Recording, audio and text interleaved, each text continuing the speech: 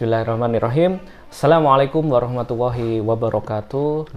Alhamdulillah bertemu lagi dengan kita di kajian Ustadz Agung Cahyadi menjawab, yang alhamdulillah nanti kita akan jawab pertanyaan-pertanyaan Bapak Ibu netizen yang sudah ditulis di kolom komentar ataupun pesan di media sosial Dompet Al-Quran Indonesia ataupun juga media sosial Ustadz Agung Cahyadi. Nah, di sini ada pertanyaan, Ustadz.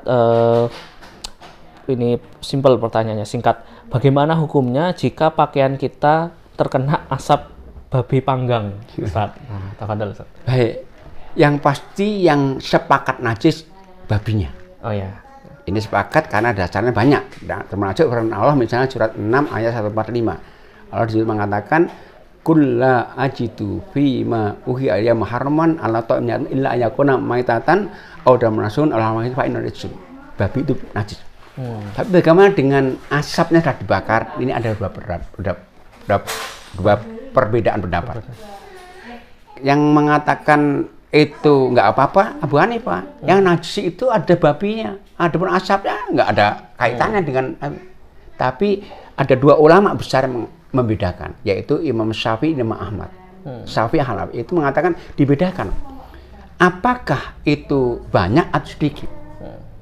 Yang sedikit semua termaafkan. Misalnya kita kena kencing nggak ketahuan, kadang-kadang kecipratan itu termaafkan. Sama ketika asap itu kok deras sekali sampai berpengaruh mungkin pada bau badan kita, itu najis.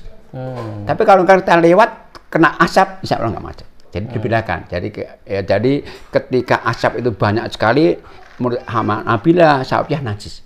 Tapi kalau hanya sekedar dia kena saja nggak berpengaruh sama sekali, insya Allah nggak najis. Oh gitu.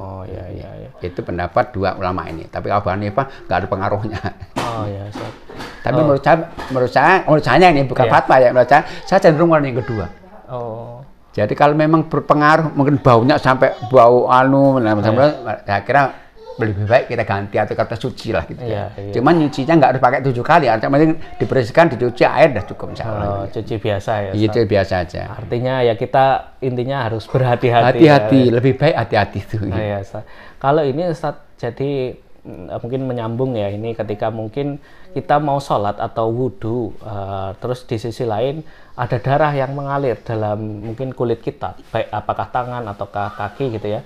Kemudian kita mau sholat, sedangkan darah ini ya ada mengalirnya ya, walaupun nggak deras. Nah, mungkin apakah itu apa gitu ya, penyakit kulit dan lain-lain. Jadi yang disepakati darah najis dari manusia itu darah haid nifas. Oh ya. Kalau darah luka ada perbedaan pendapat. Oh ya. Kalau saya cenderung nggak najis. Kenapa?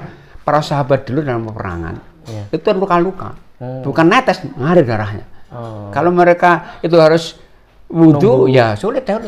Dan dikatakan Umar bin Khattab itu telah luka parah sekali, dia sholat dalam keadaan darah mengalir. Nggak masalah, kan darah manusia sendiri. Cuma orang mimisen misalnya, insya Allah nggak masalah. Jadi kalau yang sepakat najis hanya darah haid nih, Kalau darah manusia, kalau dari dirinya sendiri, enggak. Kecuali mengenai orang ya beda ya. Beda. Kalau dengan dia kita mimisen, kita luka, insya Allah nggak najis. Saya setuju pada yang ada. Kalau Imam Syafi'i memang najis, tapi yang lainnya insya Allah itu najis karena buktinya banyak. Jadi sahabat dalam peperangan banyak terluka-luka, mereka sholat saja. Umar bahkan dikatakan itu Umar itu kan pernah ditusuk ya saat sholat ya, melanjutkan. Darahnya mengalirkan, bukan netes, mengalirkan darah. Ya Abu Daman gitu. Karena Umar bin Khattab yusali wajuruh ya, Umar itu sholat dalam kondisi lukanya mengalirkan darah. Jadi berarti nggak najis berarti. Iya, berarti ini ya nggak harus nunggu darahnya nggak mengalir atau membeku dulu. Gitu ya. Buktinya Umar tadi mengalir, bukan? Insya Allah nggak masalah. Ini ya sahabat-sahabat yang dalam perjuangan itu ternyata juga darahnya mengalir, tapi sholat. Jadi ya, bahkan kan para sahabat dulu ada perintah Allah kan.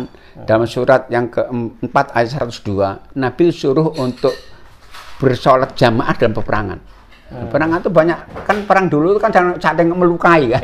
Insya Allah kalau itu wajib tentunya akan banyak riwayat yang menjelaskan kamu nggak boleh sholat dulu, harus sholat. Insya Allah. Iya. Alhamdulillah pertanyaannya terjawab ya tadi terkait bagaimanakah pakaian kita jika terkena asap babi ya. Nah tentunya di sini memang poinnya lebih ke arah berhati-hati kita ya, karena kita lihat dulu asapnya ini sampai merubah apakah bau pakaian kita atau dan lain-lain tiba-tiba berubah ya karena asap itu, atau hanya sekedar cuma numpang saja ya. Ya, nah itu kita harus lebih berhati-hati. Ataupun juga tadi ya terkait darah yang mengalir dalam tubuh kita, selain darah haid ataupun darah nifas, itu pada dasarnya tadi ya cerita sahabat-sahabat banyak yang itu diperbolehkan atau sampai bisa melaksanakan sholat gitu ya mereka. Oke, alhamdulillah pertanyaannya terjawab sudah. Mudah-mudahan bisa bermanfaat buat para bapak ibu ataupun netizen sekalian. Kurang lebihnya mohon maaf dari kami. Billahi taufik wal hidayah. Assalamualaikum warahmatullahi wabarakatuh.